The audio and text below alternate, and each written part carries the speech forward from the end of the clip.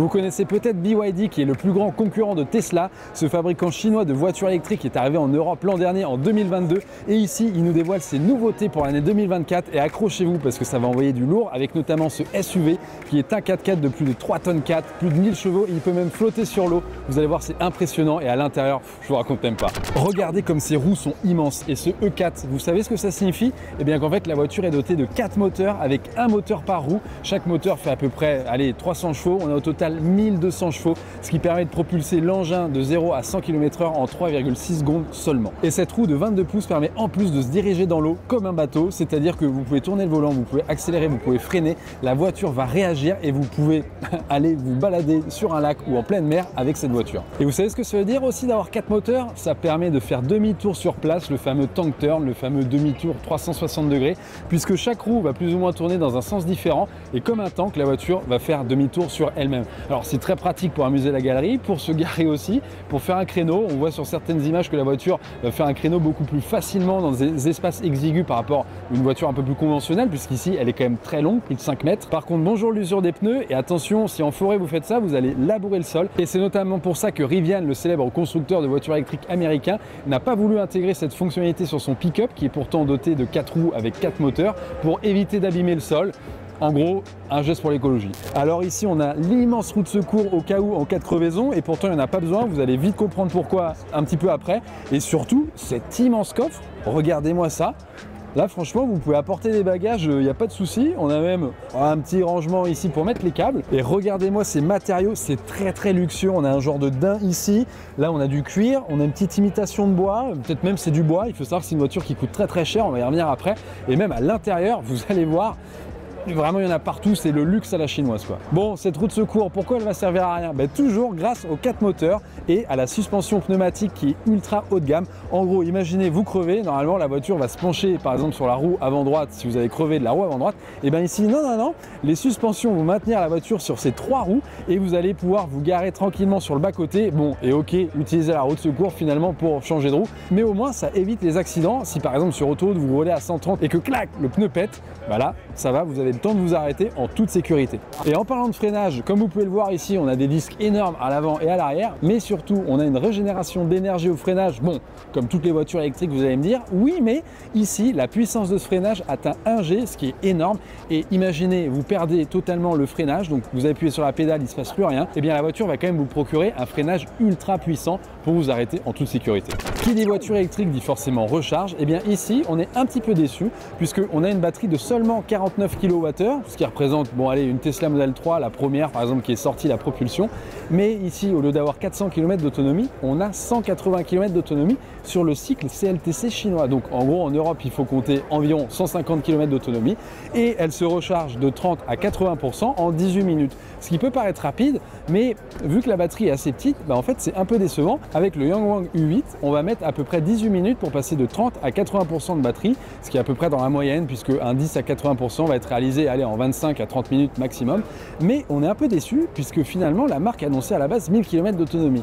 Mais où sont passés ces 1000 km? Venez voir, vous allez vite comprendre. On passe de l'autre côté de la voiture et on a une deuxième trappe de recharge. Non, c'est une trappe à essence pour faire le plein, puisque vous voyez, j'ai un bouchon, je peux le retirer et ici je peux mettre un pistolet pour mettre de l'essence. Eh oui, on a un bloc thermique ici qui sert non pas à faire avancer la voiture mais à recharger la batterie. Regardez-moi ce beau 2 litres turbo compressé. Donc en gros, le moteur va s'allumer pour venir recharger la batterie et c'est comme ça que BYD annonce 1000 km d'autonomie. En gros, vous aurez 150-180 km d'autonomie avec la batterie pleine, mais une fois qu'elle sera vide, le moteur va s'allumer pour la régénérer.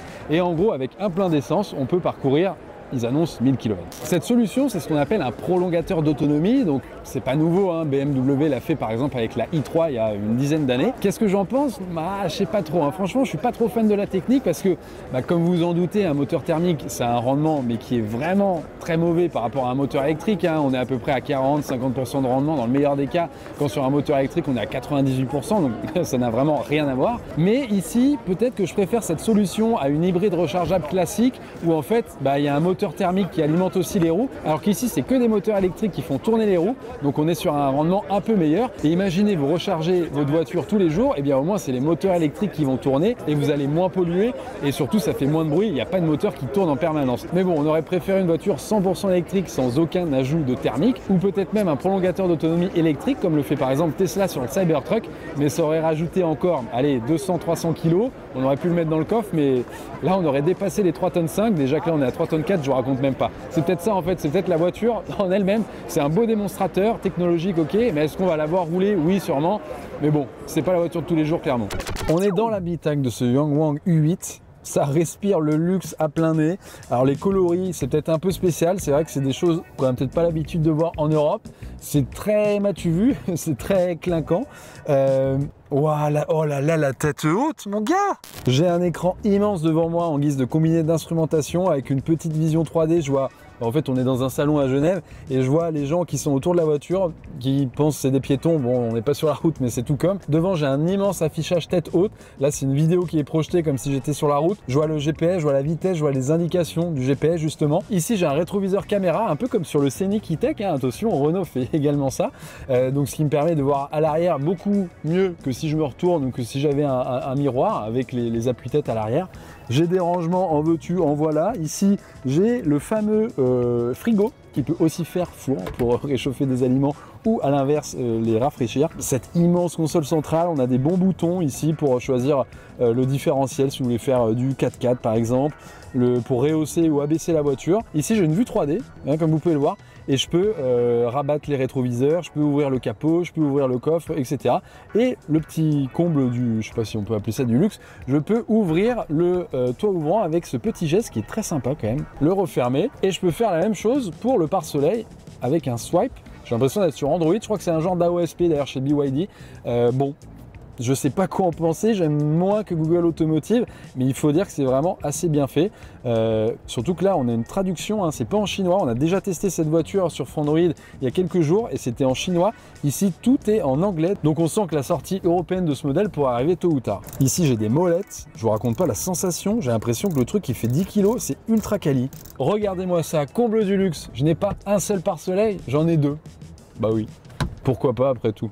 J'ai beaucoup parlé de cette BYD Yangwang U8 qui est clairement le porte-étendard de la marque, mais bien sûr il y a d'autres modèles. Il y a la BYD Seal qui est un peu la concurrente de la Tesla Model 3 qu'on a pu tester sur Android, pas en vidéo, en papier écrit. Il y a aussi la BYD Seal U qui elle c'est un peu la concurrente de la Model Y. Bon, vous allez voir notre test, elle fait un peu moins bien. Et il y a surtout Denza, la marque un peu haut de gamme de BYD qui arrive en Europe d'ici la fin de l'année 2024 avec deux modèles, la Denza D9 et la Denza N7 qui sont justement présents sur le stand à Genève aujourd'hui. Au total, BYD va donc commercialiser une dizaine de voitures électriques différentes en Europe. Quand on compare à Tesla qui en commercialise que 4, ça fait peut-être un peu beaucoup, ou à l'inverse, peut-être que Tesla n'en commercialise pas assez, surtout que BYD est le plus gros concurrent de Tesla. Donc l'année 2024 s'annonce ultra excitante et très riche pour le domaine de la voiture électrique, puisqu'on va assister à un combat de deux géants, BYD face à Tesla, avec les autres constructeurs qui vont un petit peu se partager le reste du gâteau. Donc vraiment, j'ai hâte de voir ce que ça va donner, toutes ces nouveautés qui vont arriver en Europe, qu'on va pouvoir tester, et notamment Tesla, on l'attend aussi au tournant avec la Model Y restylée, mais aussi et surtout la Model 2 très abordable, prévue pour 25 000 $, là où BYD a des voitures encore plus abordables, comme par exemple la Dolphin ou la Seagull. J'espère que cette vidéo vous aura plu, n'hésitez pas à nous suivre sur tous nos réseaux sociaux, également Twitch où on parle tech tous les jours. Quant à moi, je vous dis à la prochaine pour une future vidéo.